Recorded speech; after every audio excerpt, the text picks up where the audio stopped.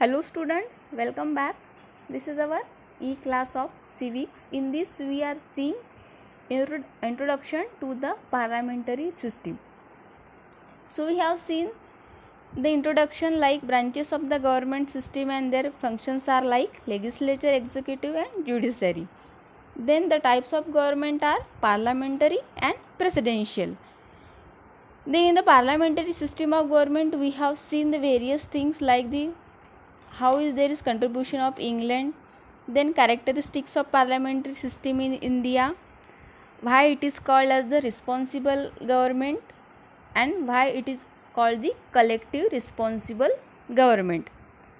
Then we have seen the non-confidence motion against the executive can also pass through the legislature, and with this characteristic legislature is a supreme institution and it is also called as the supreme body of the government.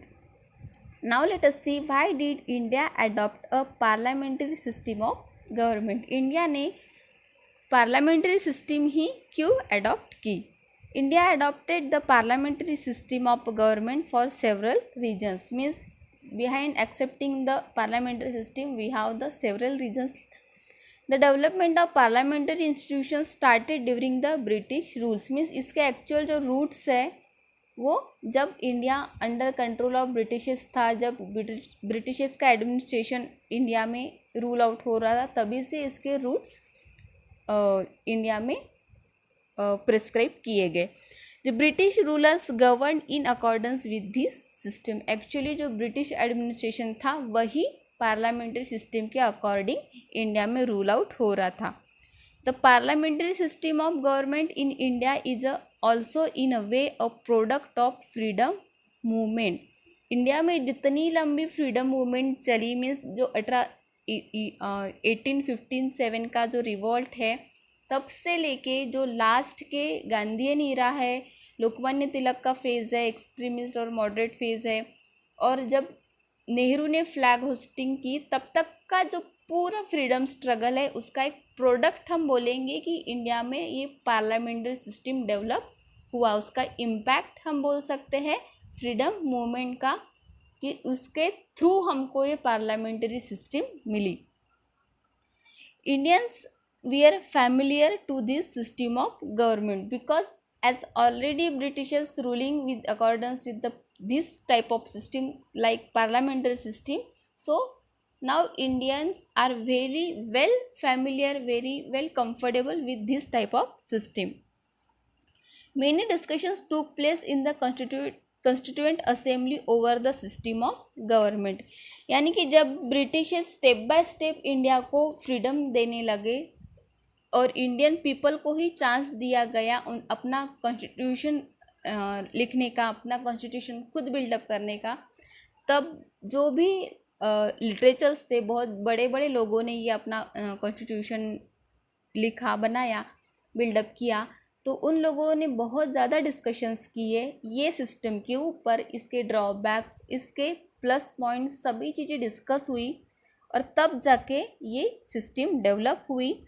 The framers of the constitution made few changes in the parliamentary system to suit the Indian situation. तो freedom मिलने के बाद और तब से लेके India की जो भी सोशल और इकोनॉमिकल कंडीशन थी उसके ऊपर ब्रिटिशर्स ने अभी जैसे वो लेफ्ट आउट होने लगे और इंडिया की जो एक लोगों की मेंटालिटी बन चुकी थी उसके अकॉर्डिंग जो ये राइटर्स थे जिन्होंने कॉन्स्टिट्यूशन लिखा, एक्चुअल में संविधान जिसको हम बोलते हैं, तो ये राइटर्स लोगों ने जितने डिस्कशंस किए, उसके ड्रॉबैक्स डिस्कस किए, उसके प्लस माइनस पॉइंट डिस्कस किए, तो उसके अकॉर्डिंग कुछ चेंजेस भी उस पार्लियामेंट्री सिस्टम में हुए, जो जिसका एक जैसे जिसकी पहचान हमको किसने कराई थी? ब्रिटिशर्स ने कराई थी. Discussions and deliberations are an integral part of the parliamentary form of government. तो ये पार्लियामेंट्री सिस्टम के प्लस पॉइंट्स हम बोलेंगे कि इसमें क्या क्या है.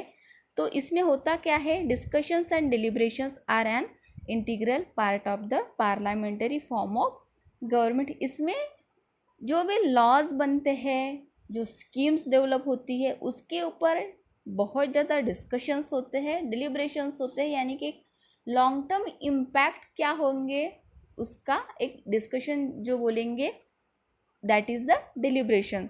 तो that is happens in the parliamentary form of system. Questions related to public welfare are discuss in the legislature. जो पब्लिक वेलफेयर के लिए जो भी स्कीम्स या फिर लॉज डेवलप होते हैं उसके ऊपर लेजिस्लेचर में डिस्कशन भी होता है. Members from the opposition party also take part in this discussions, यानी कि जो पार्टी गवर्नमेंट में है वही नहीं, लेकिन जो पार्टी गवर्नमेंट में नहीं है, जो अपोजिशन में बैठी है, वो भी इस डिस्कशन में पार्ट ले सकते हैं. अपोजिशन पार्टीज में support the government wherever appropriate, यानी कि जब गवर्नमेंट सही है, जहाँ पे करेक्ट है, वहाँ पे वो सपोर्ट इस्टेब्लिश करती है, यानी कि अपोजिशन अपना सपोर्ट दिखाते हैं. और point out the shortcomings in the policies and the laws, put up studied argument and question it is, यानी कि अगर कहीं पे वहाँ पे शॉर्टकमिंग्स है, अगर उसके कहीं पे बैड इम्पैक्ट है, उसके ऊपर आर्गूमेंट भी होता है, क्वेश्चनिंग भी होती है और डिस्कशन भी होता है. This helps the legislature to make proper laws. इससे क्या होता है कि जो भी लॉज पॉलिसी पब्लिक वेलफेयर के लिए एग्जीक्यूट होने वाली है उसका पूरी तरह से स्टडी करके, उसके शॉर्टकमिंग्स स्टडी करके, उसके प्लस पॉइंट्स डिस्कस करके अपोजिशन और गवर्नमेंट दोनों पार्टीज डिस्कस करती है, जिसके थ्रू एक प्रॉपर लॉज पब्लिक के लिए एग्जीक्यूट्स होते हैं. So this were the importance of the parliamentary system. So what we have seen in this video, that why India adopted a parliamentary system of government, because the development of parliamentary institutions started during already in the British rule. They governed India in accordance with this type of system, and by this Indians were already familiar with the parliamentary system of government.